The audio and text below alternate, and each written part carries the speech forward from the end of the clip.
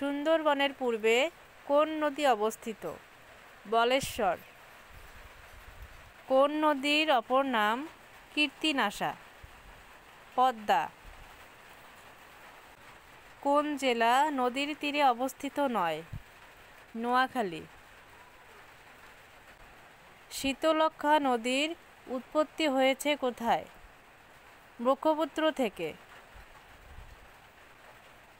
বাংলাদেশের একমাত্র কৃত্রিম হ্রদ কোন নদীতে বাঁধ দিয়ে তৈরি করা হয়েছে? কর্ণফুলী। বাংলাদেশে নদীর সংখ্যা কত? 310টি। জিকে প্রকল্পে পদ্মা নদীর পানি কোনটির মাধ্যমে সেচ দেওয়া হয়? গড়াই। হাতিয়া ও নিজুম দ্বীপ কোন নদীর মোহনায় অবস্থিত? মেঘনা নদী। যমুনা নদীর উপনদী কোনটি? আত্রাই। কোন নদী বাংলাদেশ থেকে ভারতে প্রবেশ করেছে? মহানন্দা। পানি বিদ্যুৎ প্রকল্প কোন নদীতে বাঁধ দিয়ে তৈরি করা হয়েছে? কর্ণফুলী নদী। পদ্মা নদী বাংলাদেশে কোন জেলার পাশ দিয়ে প্রবেশ করেছে? রাজশাহী। ঘোড়াশাল কোন নদীর তীরে অবস্থিত? শীতলক্ষ্যা।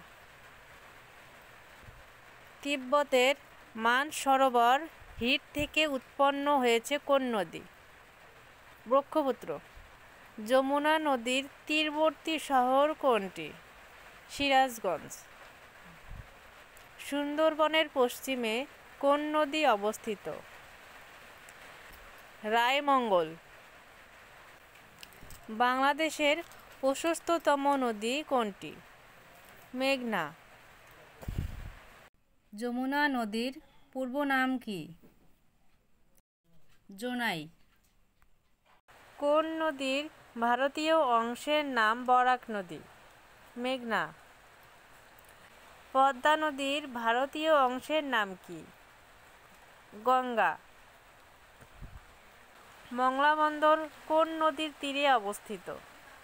পশুর নদীর তীরে। ব্রহ্মপুত্র নদের তিব্বত অংশের নাম কি?